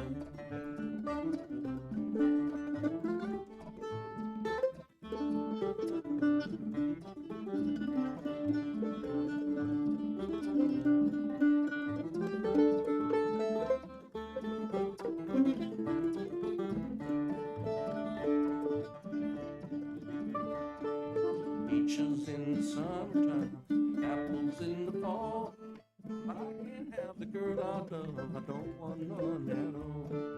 Shady Grove, my little love, Shady Grove, I know. Shady Grove, my little love, I'm bound for Shady Grove.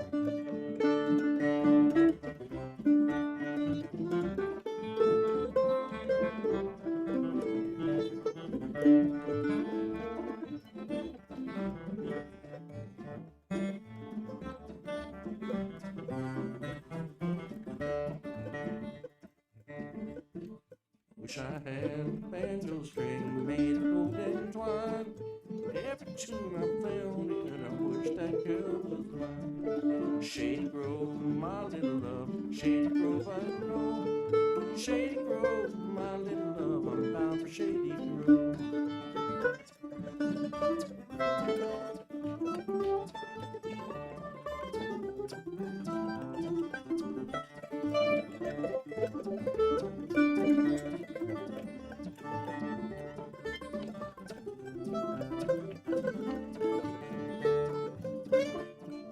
Wish I had a needle and thread, lines I could sew, so that pretty gal to my side, and down the road I'd go. Shady Grove, my little love, Shady Grove, I know. Shady Grove, my little love, I'm bound for Shady Grove.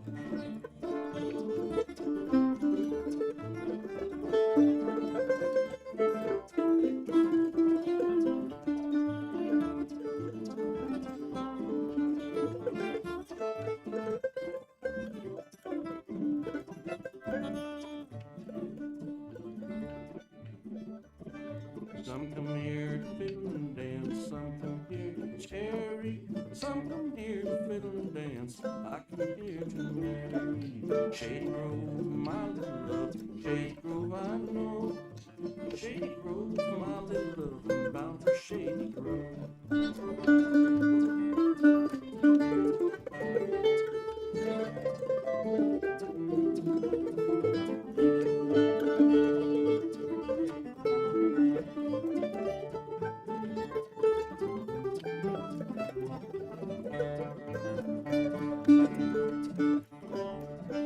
Every night when I go home, the wife I try to please her. The more I try, the worse she gets. Damn if I don't leave her. Shady Grove, my little love, Shady Grove, I know. Shady Grove, my little love, I'm bound for Shady Grove.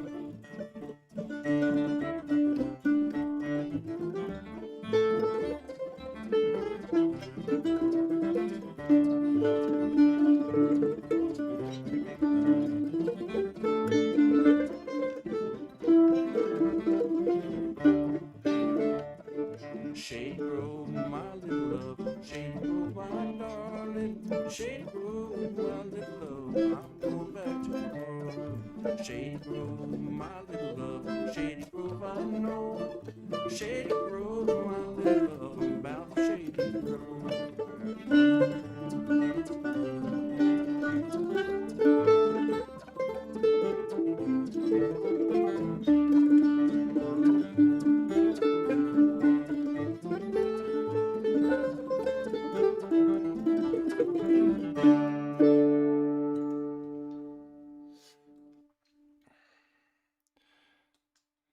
By the way, that's this is called Chop.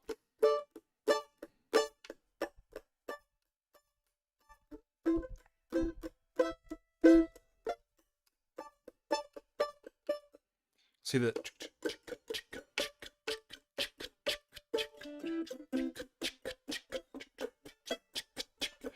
it sets a kind of cool rhythm for the guitar, and you can do different. Isn't that cool? All right, we'll have to cut those. out later, but. Bang dang diddle ding doo diddle ding dang doo dong ding ding diddle ding doo ding ding ding ding dong ding bang bang doo diddle ding dang. What if that was the lyrics? Hey man, sing that song. What do you mean? What song? You know, ding dang diddle ding dong ding ding dong dong dang dang ding dong ding ding dong ding dong ding ding dang dang. I can feel my congestion actually when I'm singing. I don't sound the same. I feel like it's like really weird. I can't sing in the same. Ah. All right. Any other super chats before we depart? It's a good way to kind of end the Wednesday.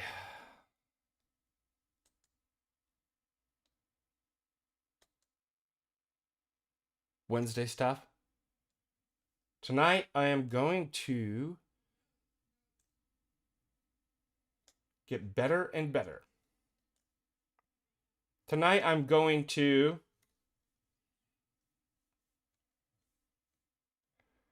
get what? All right. Any other questions before?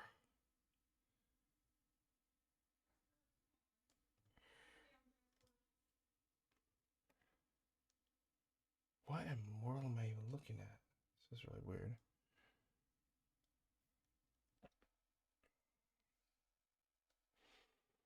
$10. Wow. The Quinn, thank you so much. Happy Wednesday. Happy Wednesday to you guys too. May the Lord bless you. Hope you enjoyed that. I will definitely get dinged for playing music of other people.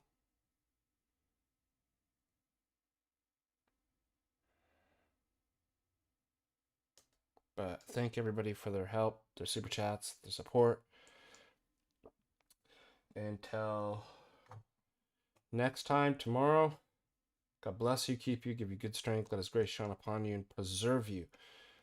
God bless everybody. Go raid Jim Bob. Bye-bye.